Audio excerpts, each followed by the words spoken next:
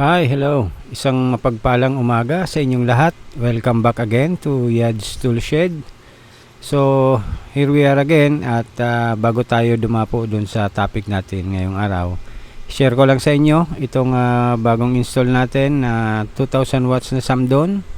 So, ito yung noong nakaraang araw ay in-install natin.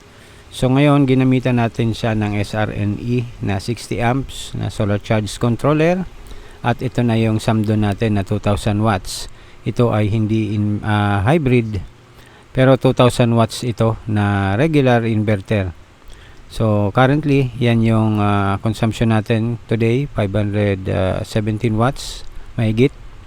And hindi masyadong maaraw ngayon, kaya medyo mababa yung amps na nahuhugot natin. Yan, medyo makalat at marami tayong ginagawa at kinukumpuni.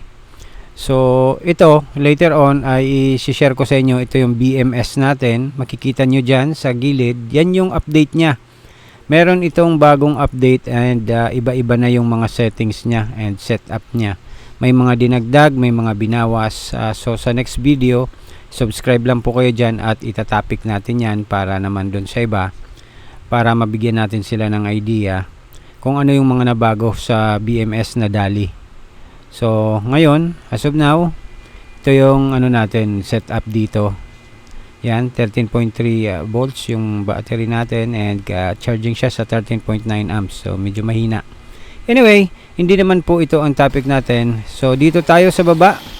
Ito yung topic natin. Mag-i-install tayo ng another solar setup dito sa mother ko. So gagawa tayo ng power wall. Yan, ikakating natin yung 3/4 na plywood. Yan, medyo gamit na yan, kaya kinuha na lang namin yung portion na pwede pang magamit para hindi naman masayang. Compared sa bibili ka pa ng isang largo na plywood, medyo mahal yun. So may tira ako dito, kaya yan, kinating na lang natin yung niya para makita natin at para makuha natin, yung kabuuan ng isang plywood na kailangan natin. So natural and mas maganda talaga yung may power wall tayo para mapagkakabitan natin ng mga solar gadgets. So of course, pininturahan din natin siya para kahit papano ay maproteksyonan, at least fireproof kumbaga. At saka maganda naman tingnan. So yan yung kulay niya. So yung mga tira-tira lang natin dito na pintura, yan lang yung nilagay natin para hindi masyadong magastos. So ang install natin dito sa mother ko ay isang 1000 watts na Samdon din. Hybrid ito. Pero hindi natin siya gagamitin yung pagka-hybrid niya. Kaya nag-order ako ng separate solar charge controller. So ito yun. Itong box na to. So i-unbox na rin natin siya. So ito ay 12 volts 60 amps na MPPT solar charge controller na gawa din ng Samdon. So ito yung i-match natin doon sa hybrid na inverter na 1000 watts. Ngunit hindi natin gagamitin yung built-in na solar charge controller ng 1000 watts na inverter. Isi-separate natin to avoid heating issues. Kasi through my experience, kapag ginagamit natin yung hybrid at medyo mataas na yung load at mainit yung panahon, nag-e-error yung natin, yung Samdon na inverter. So hindi naman tayo madalas dito, kaya pinasiguruhan ko, sineparate ko na lang yung solar charge controller. Pero maayos naman yung inverter kapag ginamit natin yung hybrid, provided na na lang kayo maglagay ng fan or support fan para maging maayos at medyo bawasan lang yung load niya. So dito makikita natin, dating specs lang, nalagay ko dyan sa gilid para for the information of everyone, 840 watts yung capacity na kayang i-accommodate ng solar charge controller na ito.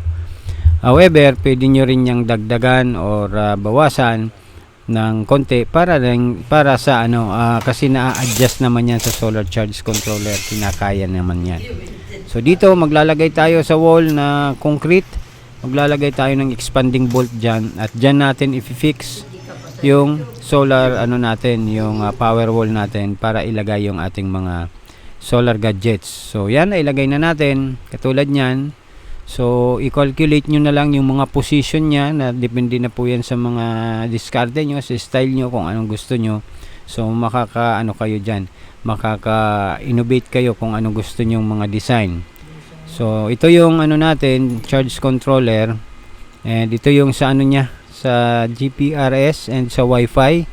Hindi ko pa masyado itong nadidiscover kung para saan yan, but at any rate, in the future ay gagawan natin ng video ito na separate, dahil yung unang ginawa natin dito na pinadala natin sa island ay kinuha na, kaya hindi ko na nagawa ng video. So now ito, dahil nandito lang naman, later on in the future gagawa natin yan ng video para makita ng iba at ma-inform yung iba na hindi pa nakaka-purchase ng mga ganito, para mabigyan sila ng idea kung paano binabago o sineset up yung parameters niya.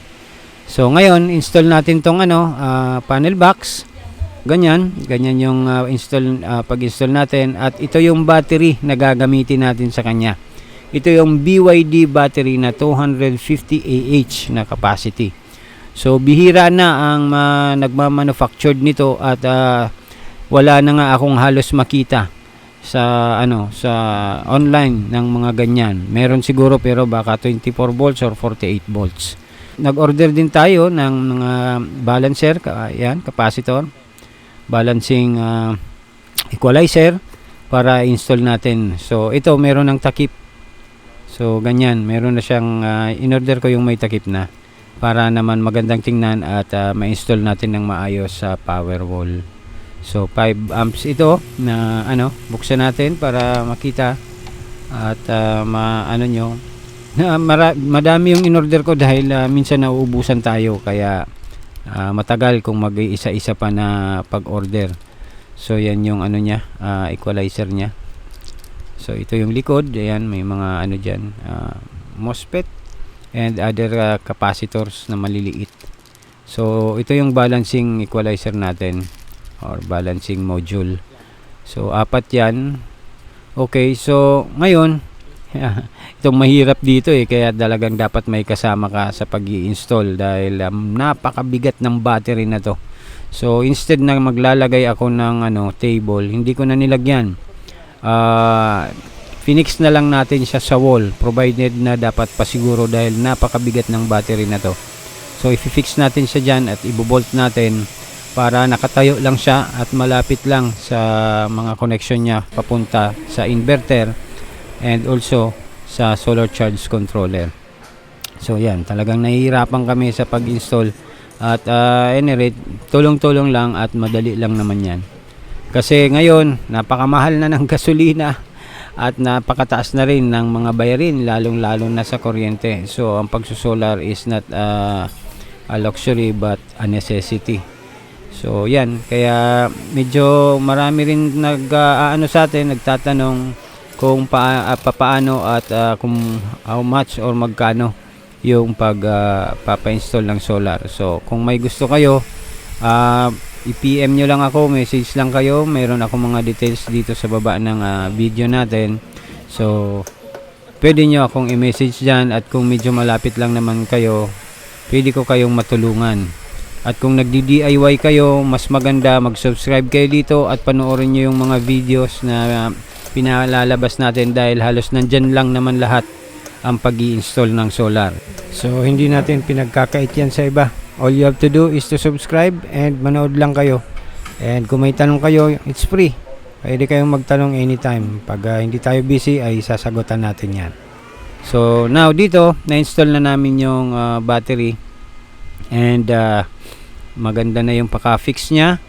And yung input and output na lang ang ilalagay natin dito sa inverter. I-connect natin yung input nya galing sa sa grid or sa sa grid tie nyo, at i-connect natin dyan sa input. Now from input, kukuha din tayo ng line sa output papunta sa ating mga loads. So ganun lang po kasimple ang pag-i-install ng solar. So ngayon, yan, natapos na natin. So hindi na natin pahabain yung video. Then ang kulang na lang nito is solar panel. So maghahanap tayo ng solar panel na match sa ating solar charge controller, preferably 840 watts or a little higher at pwede ring medyo mababa. So para efficient lang yung charging niya. So as of now, pwede na itong gamitin. Makikita natin dyan, meron na tayong consumption nare-read. And yung solar charge controller natin, nilagyan muna natin temporary ng solar panel. Ginamit ko yung solar panel sa kabilang bahay. So para matesting lang. Pero temporary lang ito. Hindi pa to talaga yung solar panel na ikakabit natin sa kanya.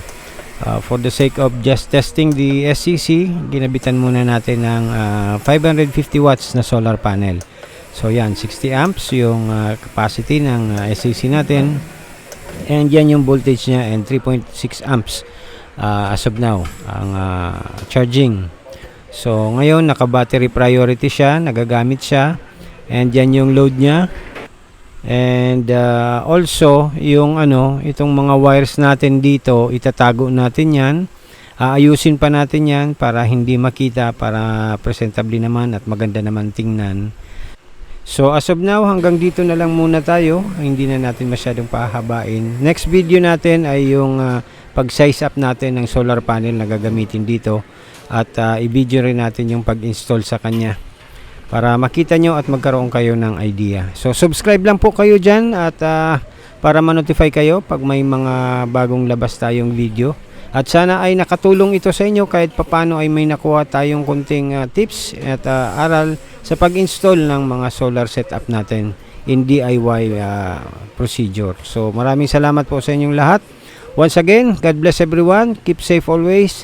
Bye!